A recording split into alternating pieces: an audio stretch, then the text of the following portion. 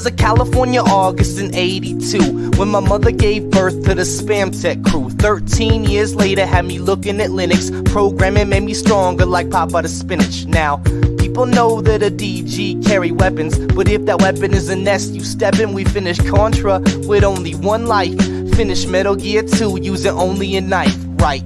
People might think that we're frontin', then they see all the noobs online that I'm putting. My rhymes flow just like my code, even though my source is owned by SCO.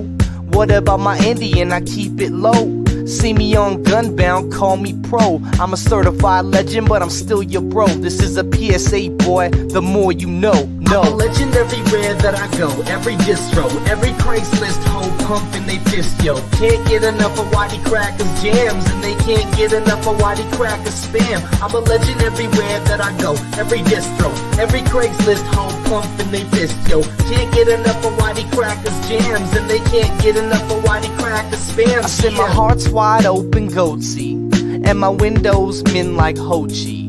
I'm just another nerd, but I rap about it. Shit talk on the net, then I laugh about it. I've been caught slipping like the Star Wars kid when I'm on eBay sniping a bid. Catch me on a webcam like Numa Numa. See me at the club and I'm rocking Puma. Another net legend if you see me yodel. Spit a little something that's anecdotal. Tell me about the time the E-Bombs world stole your chop like I stole your girl. Catch me on Gen May, not something awful. Low tax would ban me, raffle. I'm a certified legend, but I'm still your bro. This is a PSA, boy, the more you know. I'm a legend everywhere that I go. Every distro, every Craigslist hoe pumping they fist, yo. Can't get enough of Whitey Crackers jams, and they can't get enough of Whitey Crackers spam. I'm a legend everywhere that I go. Every distro, every Craigslist hoe pumping they fist, yo. Can't get enough of Whitey Crackers jams, and they can't get enough of Whitey Crackers spams. Yeah. I'm a legend everywhere that I go. Every distro, every Craigslist hoe pumping they fist, yo. Can't get enough of Whitey Crackers jams, and they can't get enough of Whitey Crackers spam. I'm a legend everywhere that I go. Every distro, every Craigslist hoe pumping they fist, yo. Can't get enough of Whitey Crackers jams, and they can't get enough of Whitey Crackers spams. Yeah.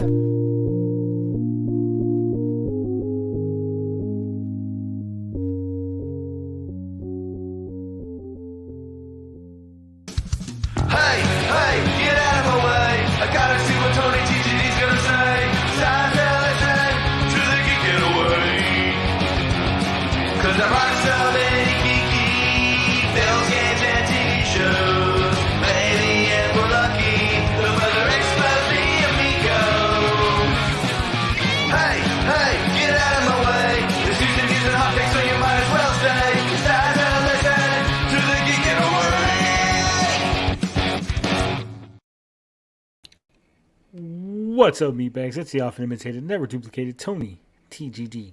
And this is Wrestling with Geeks. Finbarr was right. What was he right about? We'll find out later.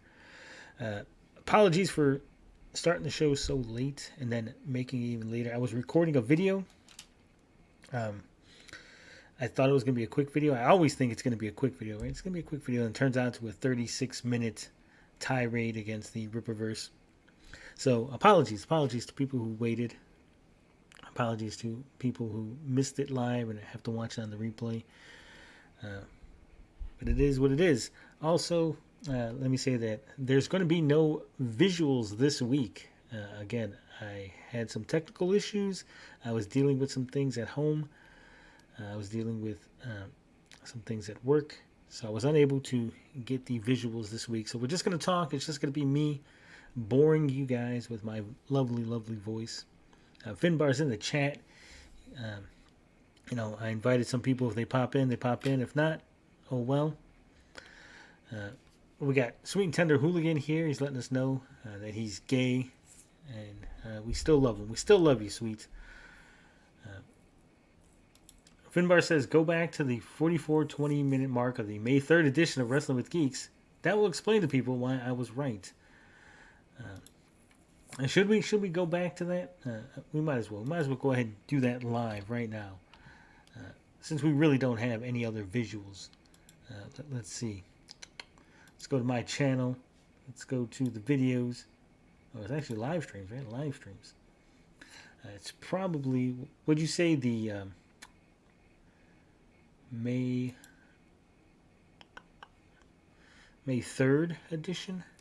Was that the first show or was that the second show?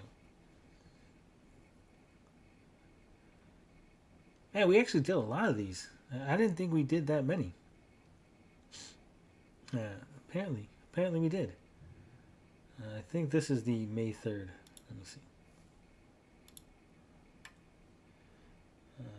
May 9th. Post draft. That's the May 3rd one, isn't it? It's May 2nd.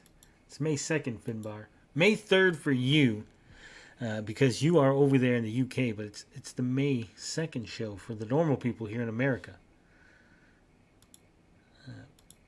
All right, let me share the screen.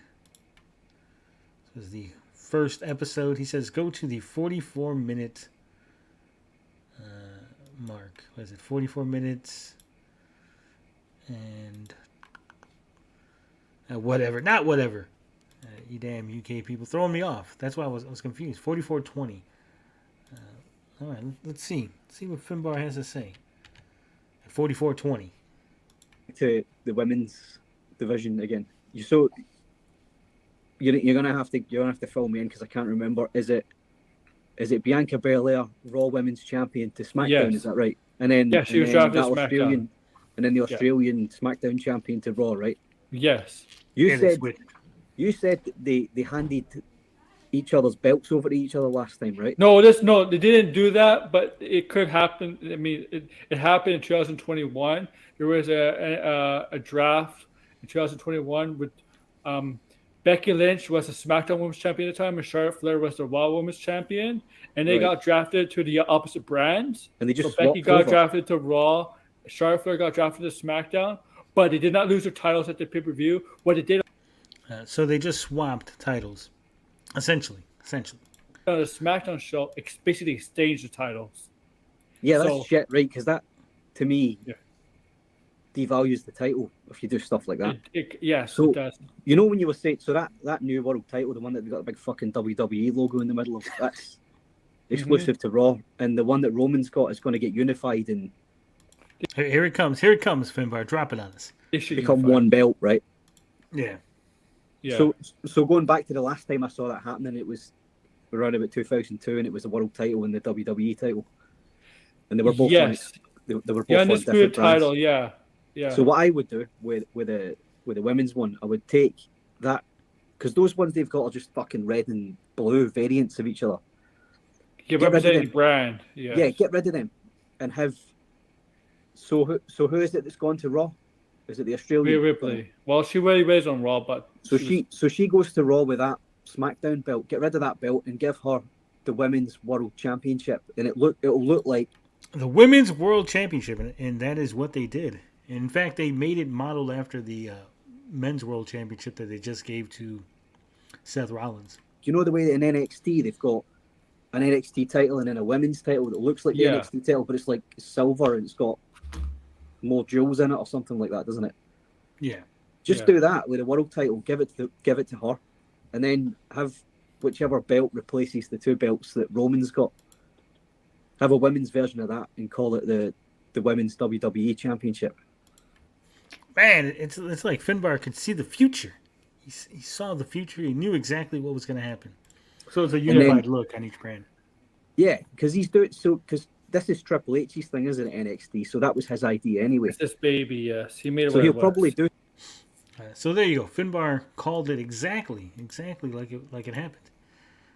Fucking spot on. Exactly like I said. You were right there. You knew exactly. Your finger was on the pulse. You haven't watched wrestling in years, and you called it exactly right. So spoiler, that's exactly what happened with both titles.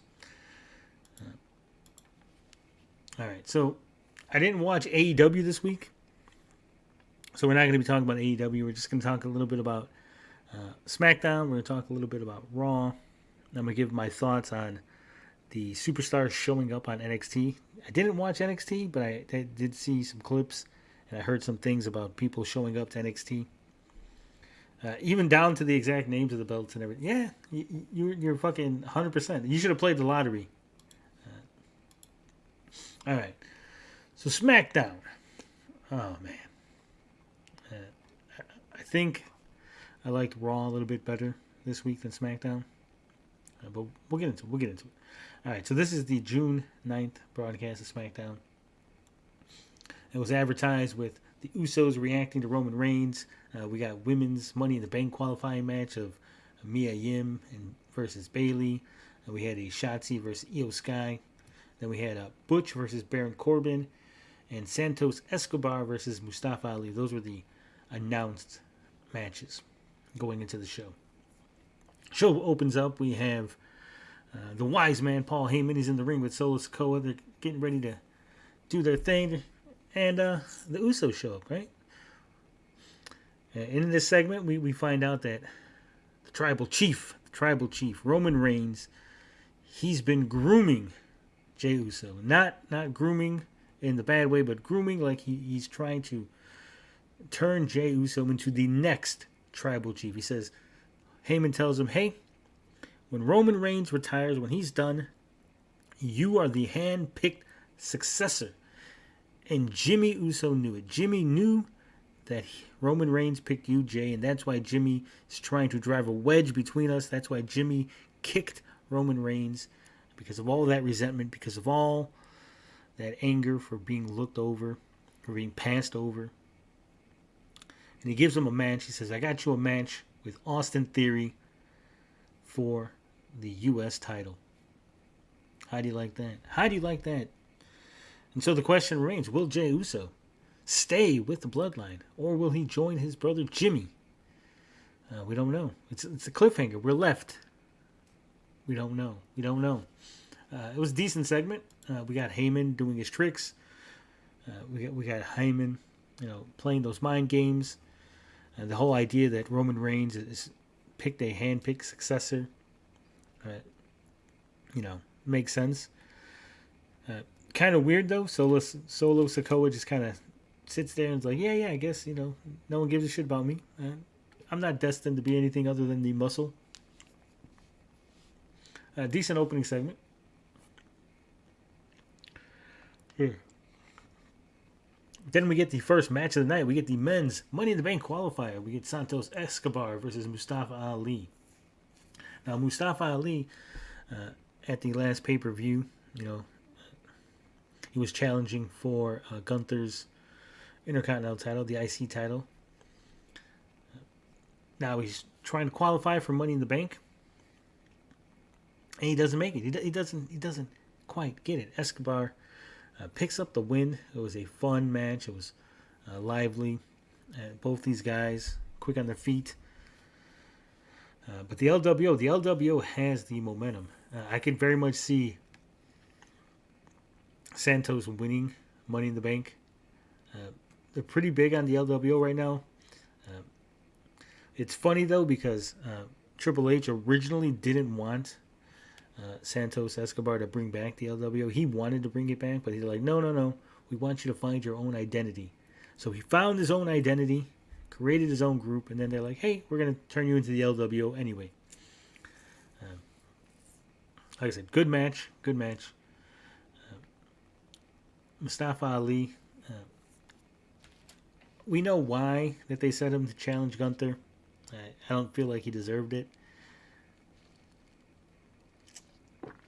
To me, he's like fodder. He's like a mid-carder. Not a mid-card champion, just a mid-carder. LA Knight to win Money in the Bank? Yeah, nah. I was hoping Aaron would be here because I had a question for Aaron about LA Knight. So I was doing a little bit of research, right? So apparently LA Knight used to come out as Max Dupree, the brother of Maxine Dupree, right? And so I'm wondering, has this been ever addressed on TV, right? That LA Knight is Max Dupree, that he's the alternate identity. Because we got both LA Knight and Maxine Dupree. They're now off of NXT. They're in the big leagues. Aaron's live. I'll go get him. Go get him. Go ask him. Because I want to know, like, did they just not mention it? Like, Max Dupree just disappears. LA Knight shows up and they just don't, you know. They pretend like Maxine's brother just doesn't exist anymore. It's kind of weird. Kind of weird.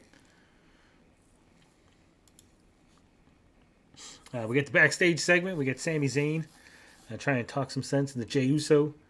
He's telling him, hey, Roman Reigns is a bad guy. Don't trust that Roman. Don't trust that Roman Reigns. Sami Zayn still hanging on hope. Then we get a segment with Ronda Rousey, Shayna Baszler, Isla Dawn, and Alba Fire. We had the NXT Women's Tag Team Champions. They still have the titles. They didn't drop them. It looks like there's going to be a unification because we had, Ronda Rousey, Shayna Baszler, the WWE Women's Tag Team Champions, come out there. And they're getting in the face of the NXT Women's Tag Team Champions. A lot of jaw jacking. I think it's just kind of a waste. Like I said, I'm still not sold 100% on the women's division and the women's tag team title. Why would they unify the NXT titles and the women's WWE titles? It's kind of weird because I guess if you've seen the recent NXT stuff, they got people coming from the main rosters down to NXT to get in people's faces and talk. Baron Corbin showed up and some other people. It's really weird. It's really weird. It's like professional baseball players showing up to a little league game. It just doesn't make any sense. NXT has been treated as the feeder league, as the the developmental territory, and now suddenly Braun Breaker's calling out Seth Rollins. It's just weird. It makes no sense. It makes no sense, kayfabe wise. And he's watching hockey or some shit. Boo! Damn Canadians with their hockey.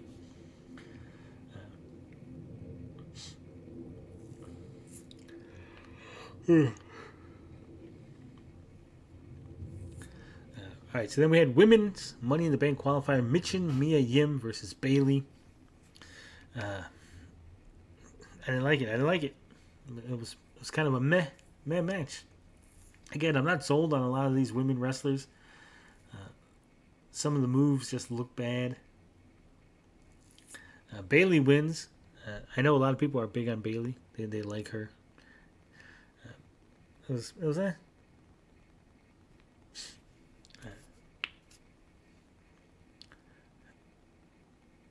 we had AJ Styles at ringside, Scarlett, all that stuff going on.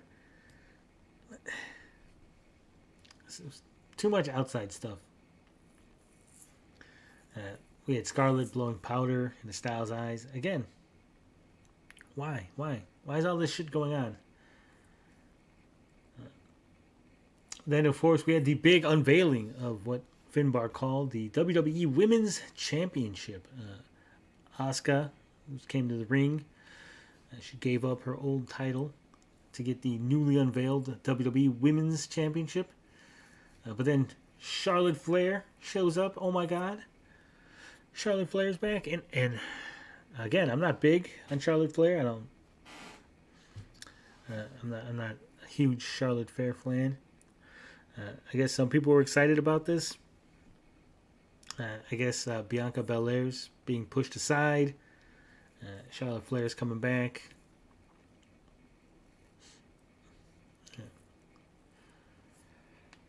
It's gonna be weird. It's weird how in the women's division, like, people are there and then all of a sudden they're gone.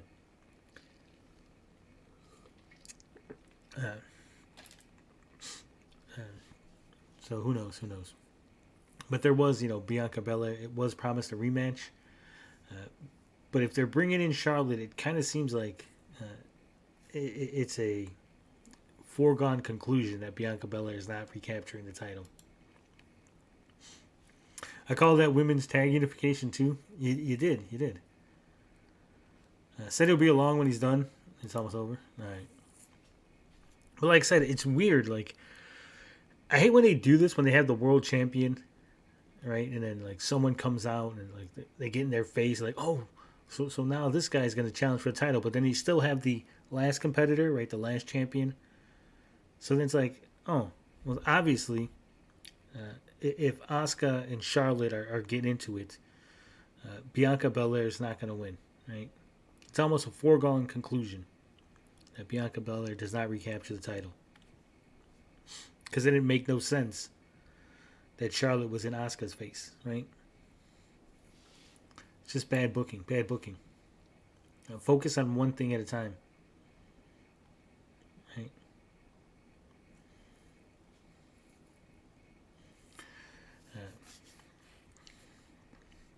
Then we had a little quick segment. Paul Heyman was in the back. He's like, Jey Uso, you're going to fly first class on the Tribal Chief's personal jet.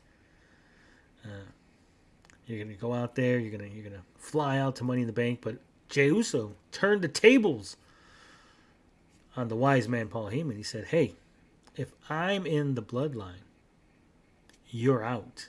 You're gone. You're the reason why we're having all this trouble, right?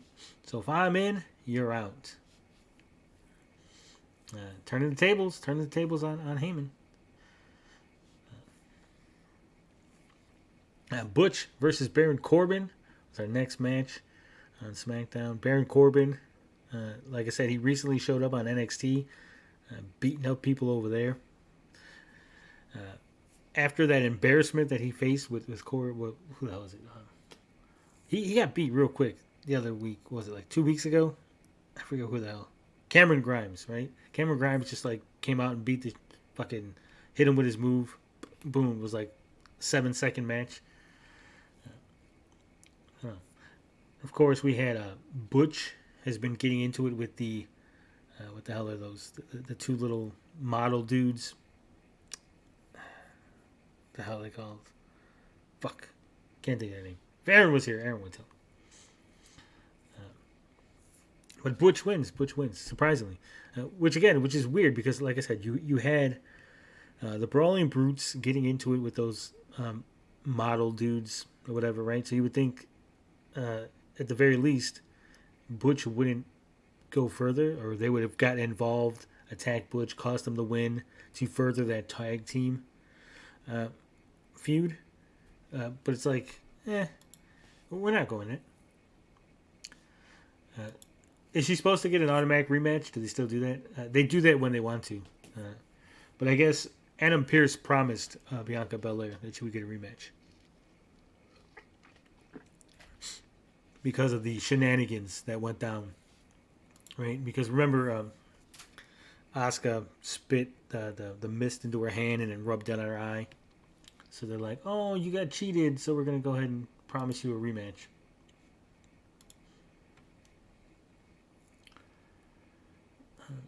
All right. We had, of course, during the match, Carmelo Hayes and Trick Williams were out at ringside because they got a feud going with Corbin. Because, again, why? I don't understand why guys from the main roster are feuding with people from NXT. Again, it's like a professional athlete showing up to a Little League game, right? Makes no sense. It elevates NXT, but at the same time, it de-elevates the main roster, right? Aaron was saying that he thinks they're trying to make NXT into a third brand, which is stupid because NXT did not have any. They didn't do anything in the draft. People were being drafted from NXT to the main rosters. A lot of the NXT superstars are not there yet. They're not, main roster candidates. So it would be really stupid and a waste to turn your developmental league into a third, division, a third brand. Yeah, Pretty Deadly. That's who it is. Pretty Deadly. Pretty Deadly. They've been going at it with the Brawling Brutes in them. So you would think they would have came out and cost them the match, but they didn't. it's like they have storylines, they drop them, like how they dropped the Maximum Male Models thing. Then we had Women's Money in the Bank ladder match. Shotzi versus Io Sky.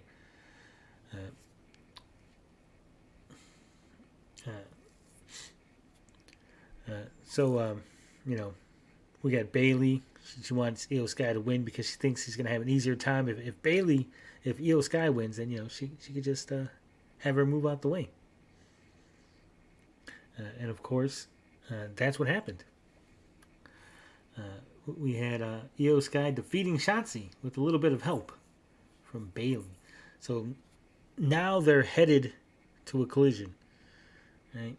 So if you thought Damage Control was going to be broken up, it looks like it's coming to a head. It's coming to a head with Dakota Kai being injured, Bailey and Io Sky, all that remains, and now they're going to face off in a Money in the Bank match qualifier. And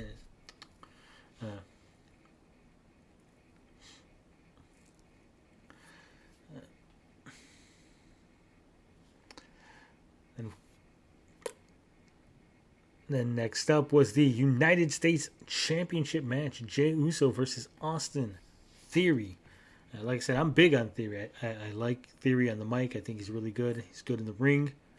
He has a good look. He makes he's a good U.S. champ, in my opinion. I know they're trying to push the Usos. I didn't have any expectations for Jey Uso to actually win this match.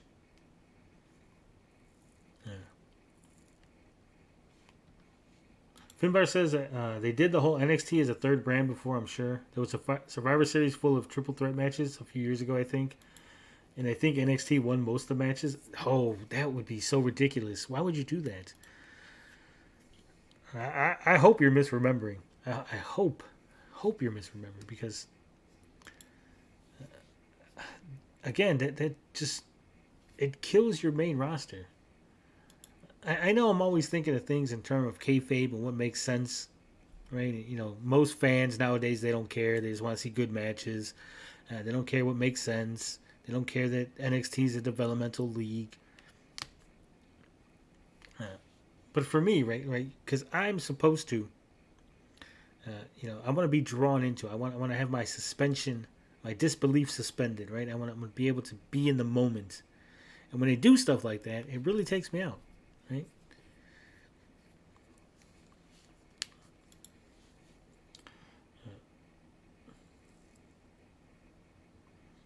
Austin Theory beats Jey Uso.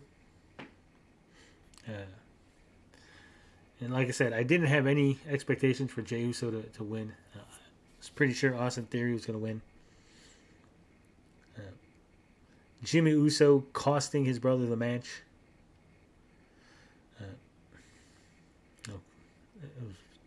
He went in, he tried to help his brother. Super kick gone wrong. Austin Theory, it was solid match, but I'm ready for this bloodline feud, this bloodline collapse to happen. They're drawing it out so much. For me, it seems like they're just milking this for every little ounce. And I can only imagine people have been watching for the last year, 2 years. Even more like, oh my God, get this over with already.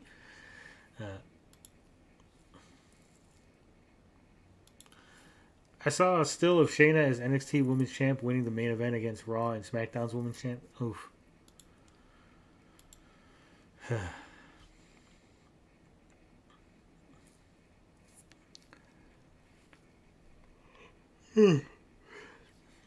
Overall, it's pretty decent. A lot of focus still on the bloodline. Will Jay turn on his brother and rejoin the bloodline? Will he join Jimmy? Paul Heyman pulling strings. And now we're adding the extra wrinkle of accidentally costing Jay the U.S. title match. It's almost like Austin Theory was in the match, but he was like, an afterthought, which is a shame because, like I said, Austin Theory is good on the mic. He's a good wrestler. Not a lot of excitement in this show. Some decent matches, some not so decent matches. Some segments that I really didn't care for. I think Escobar versus Ali was the match of the night for me. And match-wise, right?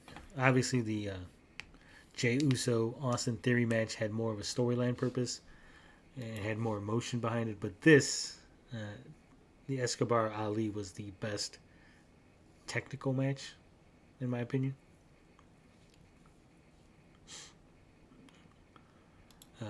And there was a scorecard on screen with like NXT a few wins up over both brands. What's up, Shane? If I'm misremembering it, I must have been on crack or something. Possible. Any AEW talk? I sort of pay attention to it. No, not this week. I didn't get a chance to check out any AEW. Finbar's been off the reservation. Maybe if Aaron pops in, he'll let us know. I think he watched AEW.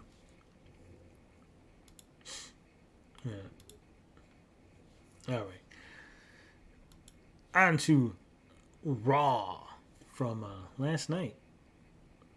I thought this was a solid show.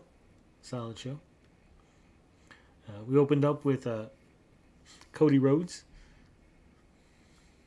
Adam Pearce welcoming Rhea Ripley. He's going to present her to a new belt.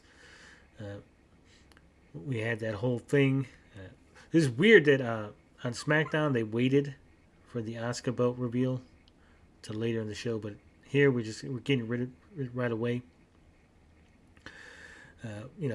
Rhea Ripley gets her new belt. Dominic Mysterio always, obviously he comes down to celebrate. Cody Rhodes comes out to break up things. He's pissed at Dominic. He's getting his face. Miz shows up. He attacks Rhodes. Dominic uses distraction. He takes a cheap shot at Rhodes. Rhodes was trying to goad Dominic into a match. It was an alright segment. I think for the storytelling, it was a pretty decent segment. But for Rhea Ripley having her moment, I think it kind of cheapened it. She should have had her moment to celebrate with the new title. They should have let her celebrate. There shouldn't have been those shenanigans. I think she should have just came out and celebrated. Her and Dom. And then maybe shenanigans later on, but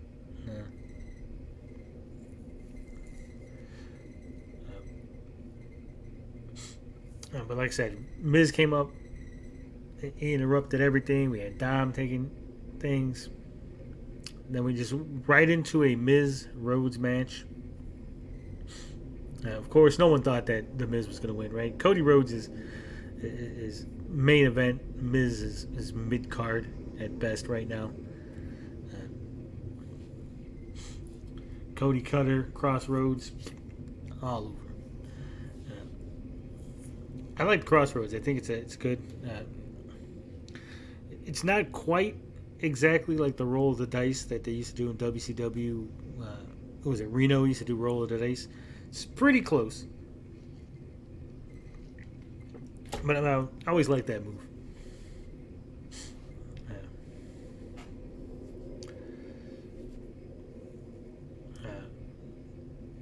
Then we had Becky Lynch gives her a promo.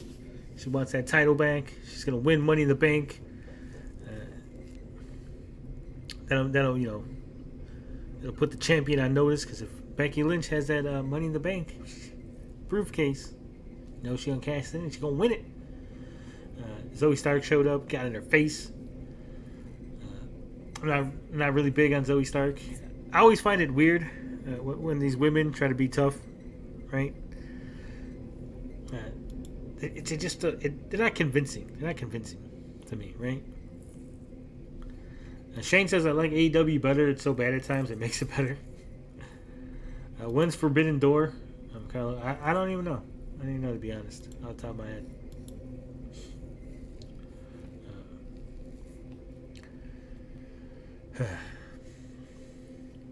Zoe Stark getting in the face.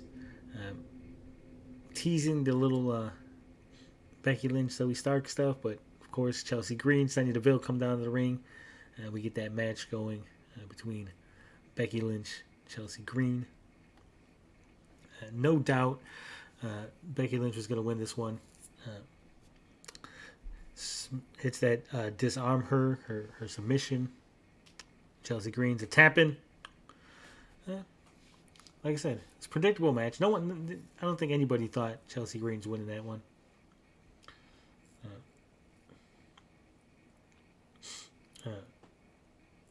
Other than that, I mean, wasn't really much to say about this. Then we had Matt Riddle versus Damian Priest. Money in the Bank qualifying match. Priest told the rest of the Judgment Day he wanted to do it by himself. Finn Balor, he wasn't really feeling it. But Priest said, hey, I got this. I am not a big fucking Matt Riddle fan. I think it looks ridiculous. Put some shoes on. Put some wrestling gear on. Thank God. Damian Priest won this one. Of course, they had a little after the match. Imperium was in the aisle.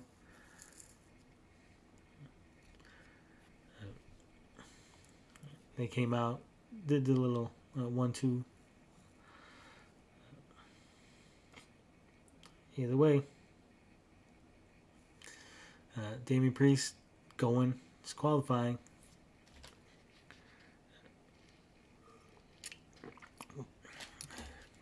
What's going to happen? Who's going to win? I don't think Damian Priest is going to win Money in the Bank. It's nice that he's in there, but I don't think he's going to win.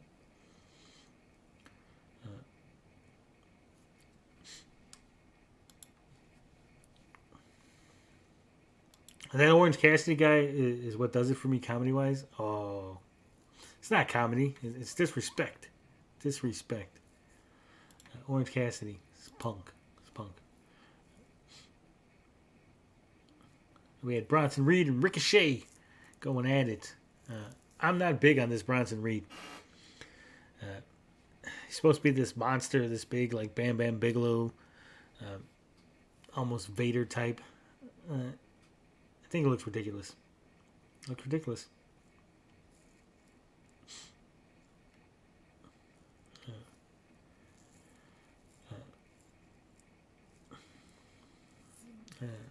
Bronson Reed won by DQ. Thanks to Shinsuke coming out, helping out Mr. Ricochet. Ridiculous. Like I said, I'm not big on this Bronson Reed. They're really pushing this guy as a monster, and I'm not really seeing it. He needs to get into a little bit more shape. I think the days of just being a big fat guy are gone. They're long past. Needs to be more athletic.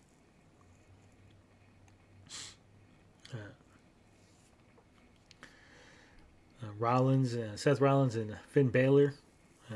They agreed to have a title match at Money in the Bank.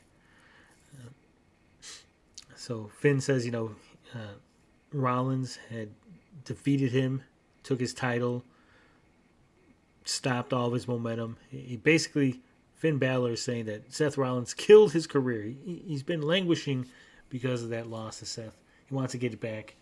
Now he's in a position to do to Seth what Seth did to him. Seth says he's a fighting champion. He agrees. Money in the Bank, baby. Finn Balor, Seth Rollins. Damian Priest is probably the favorite. No? Probably, but I don't know. I don't think he's going to win it. I don't think he's going to do it. I think they're going to either...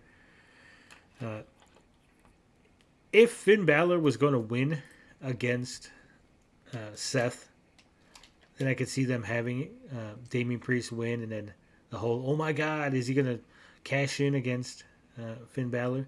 But because Finn Balor's, I don't think Seth Rollins is dropping the title that quick. I don't see where they would go with that. Damian Priest, Seth Rollins.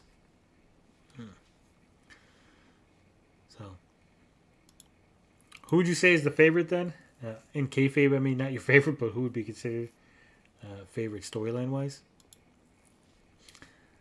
I don't know. It's hard to say because, like I said, I haven't been watching for so long, so I could just go by what I'm seeing. Let me see. Let me go over.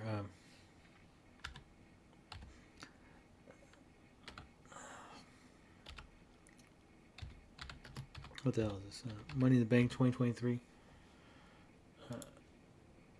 Who do we got right now?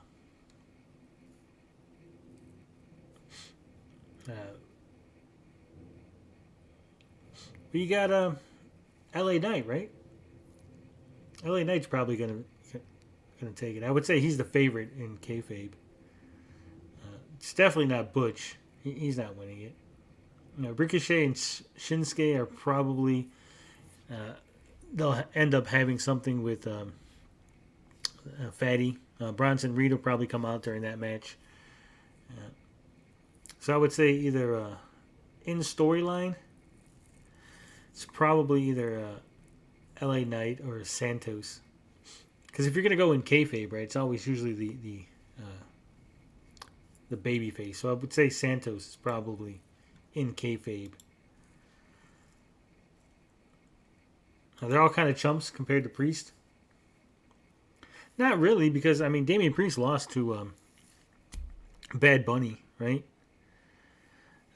So you got to figure he's coming off of that big loss. LA Knight is still big with the crowd. He's been jabbing like crazy. Yeah, but WWE has a habit of bringing them low and then, oh my God, he pulled an upset.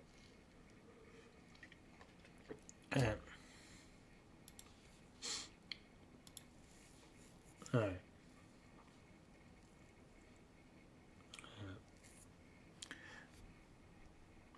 After the little Rollins Balor back and forth, we had Raquel Rodriguez versus Shayna Baszler. Raquel Rodriguez all by her lonesome.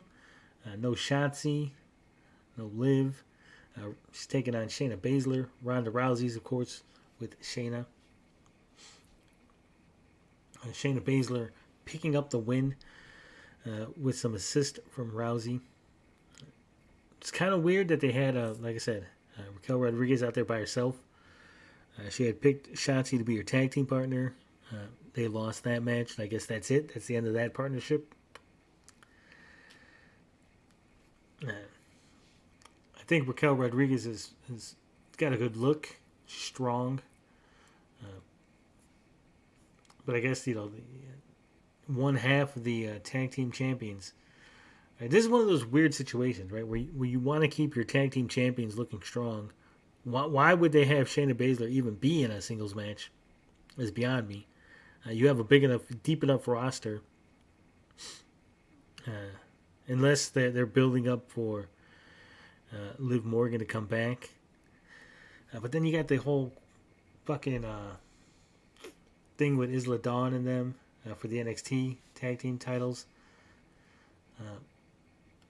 I don't know. It's just like weird bookings. Weird booking to me. They need to bring Juice back in wrestling. Yes, they do. Just a little bit. Jam says, when will you return? Finbar's coming back mid to late July. He's going to get the internet set up in his new house, in his new bunker. He's building a bunker underneath Scotland. Bad Bunny had all the Puerto Rican crowd behind him, and everybody knows that will amplify your power tenfold. Yeah. And they all believed, and he gathered up their energy like a fucking Dragon Ball. Like a fucking spirit bomb. We had Chad Gable taking on Eric. Otis and Maxine Dupree were by his side. Of course, Maxine was getting trained by Chad Gable. He was teaching her how to do a little arm drag. And of course, that paid off because Valhalla went around chasing Maxine, and Maxine hit her with the arm drag in a huge moment. I'm really loving Chad Gable. Chad Gable is reminding me of a young Kurt Angle. Back when Kurt Angle was like still fun with the milk, like where he was like over the top, wholesome, and it was just so nice. It was like a stark contrast to everything else that was going on in the Attitude Era, right? And Chad Gable's giving me that same vibe. Like, I know he's supposed to be kind of a dick, but you're like, he's just so nice and so like genuine about it. And it's like, oh, you can't hate him. I can't hate Chad Gable. Of course, Otis is fun. At least Kurt was not so cringe. Kurt can get cringe sometimes. I like the whole shush thing. I think it's funny. I think it's funny. When him and Kevin Owens were shushing each other, I seen that clip. I do like I said, when Chad Gable was training Maxine, that whole segment was funny. I think he's good. I think he's really coming into his own. Chad Gable won this match. It was short, but hey, I guess the Maximum Male Models just gone. They just never to be mentioned again. They were sent up to their room, what's her name on Family Matters? Where they sent her up to the room, never to be mentioned again. That's where Maximum Male Models are. They're upstairs. Maxine Dupree had a nice little get up, little nice.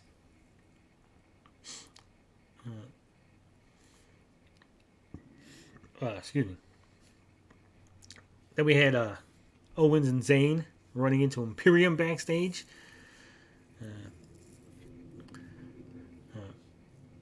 We ended up having a tag team. We're gonna make a match. We're gonna have a match for the tag titles. Imperium versus Kevin Owens and Sami Zayn. Of course, again, this is one of those situations where you know they're not gonna lose. Sami Zayn and Kevin Owens ain't dropping these belts. Kaiser and Gunther, they look good. I'm feeling, like I said, I'm really digging Imperium now. I know I wasn't big on them when I first started watching again. But Gunther just sells this whole ring general thing, this whole like old school, respect for the business. So I'm digging it.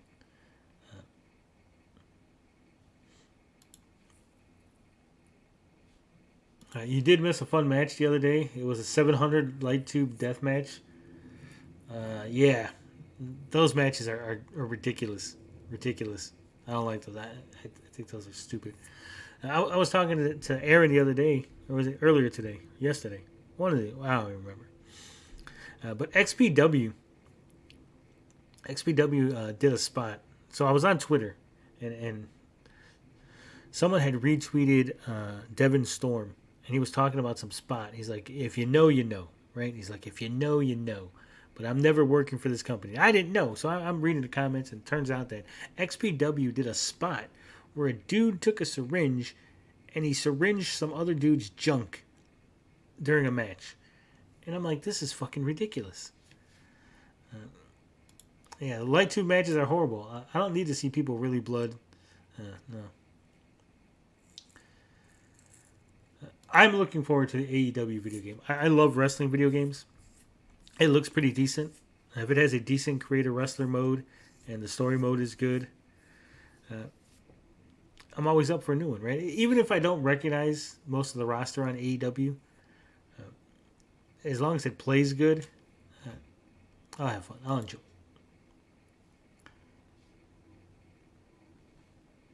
They may be getting repackaged, the Maximum Male Models again. Isn't this like their second repackaging? According to wrestling news outlets, why there's not much buzz around the return of CM Punk? Is Punk durable enough to be a full-timer? I don't know. You know my thoughts on Punk. I was really big into him, before the pipe bomb. He's kind of gone off the rails, full of himself. So.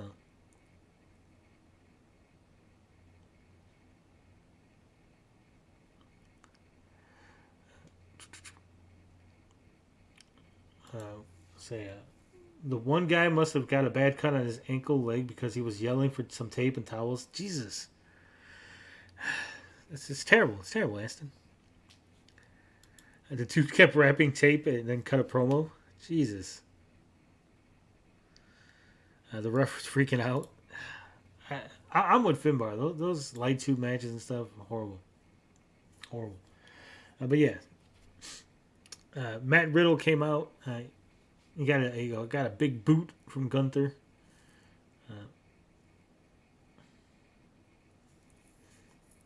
But of course, Blue Thunder Bomb on Kaiser. We get the win. Sami Zayn, Kevin Owens retain.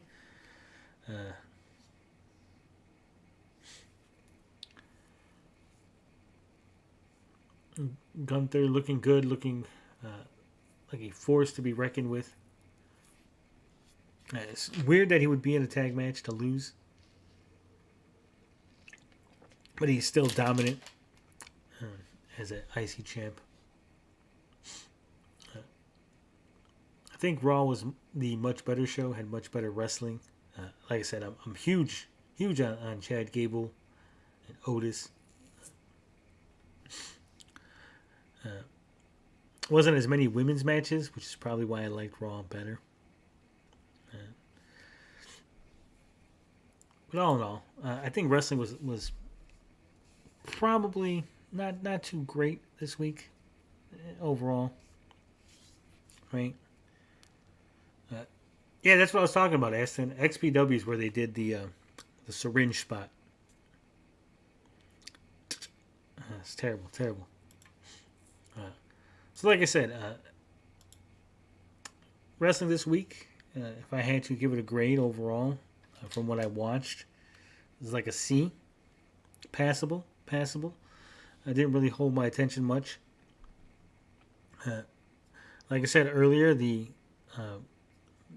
main superstar wrestlers showing up in NXT is ridiculous and stupid, and it makes the main roster look cheap.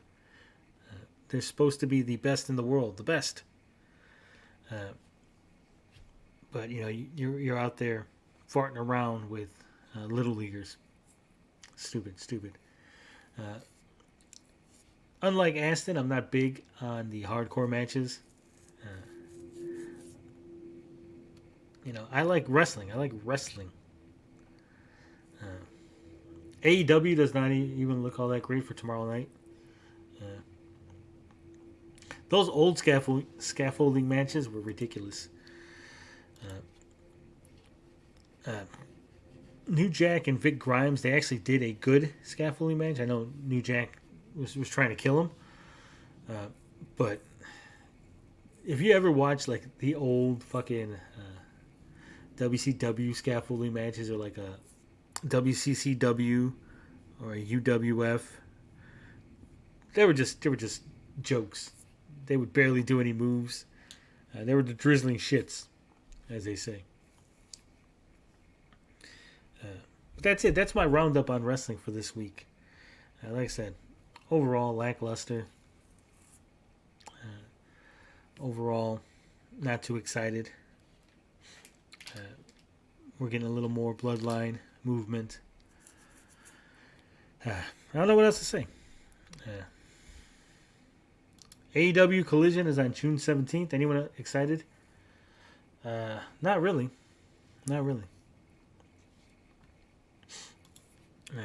Like I said, what was it, 2 weeks ago? When we were talking about AEW.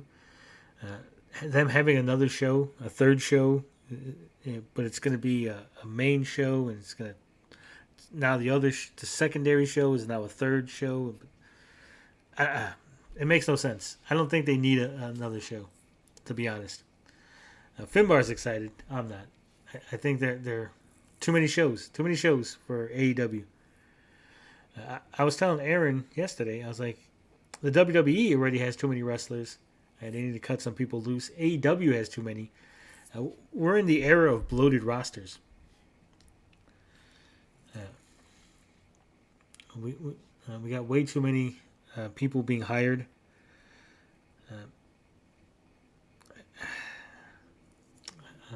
I don't like it. I don't like it. Not one bit. Aston's right. It will be interesting, but having a third show is going to dilute the product. Exactly. It's either going to dilute the product or you're going to have to section off people that are only on, Collision. Rampage only got under 300,000 viewers this past Friday. Oof. Amico on a pole match? Hell yeah. I'd wrestle Tommy. I'd box Tommy. We can do a brawl for all. I'll box anybody. Anybody in the cult. Brawl for all match.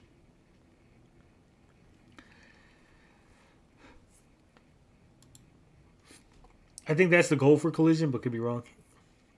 I heard that Collision is because certain wrestlers don't want to work with certain other wrestlers, so they're going to create Collision for them like that.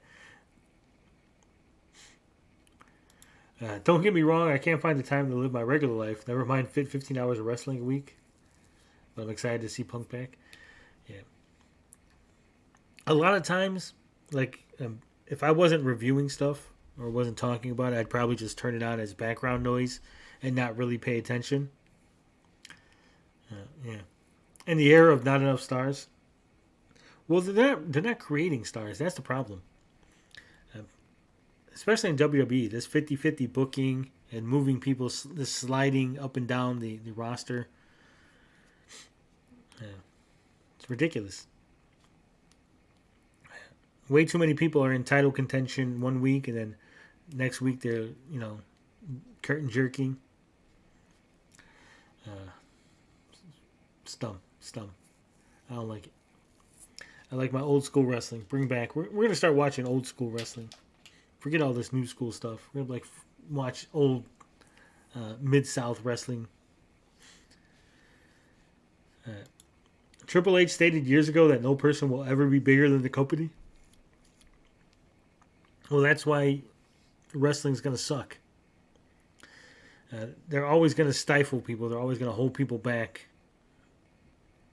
That's probably why they didn't want Cody Rhodes to win, right? That's why he didn't beat. I think they need to have it living color to play Cult Personality live for Collision. That'd be nice. Thankfully, my life is about to get less hectic. I might have time to slip back into full time. Might even watch NWA. Oof. Getting divorced, Finbarr? That's sad. I'm sorry to hear about your impending divorce. But hey, you'll have more time to watch wrestling, right? With that said, I'm going to get out of here. I got things to do. Love, peace, booty grease. I'm out this bitch.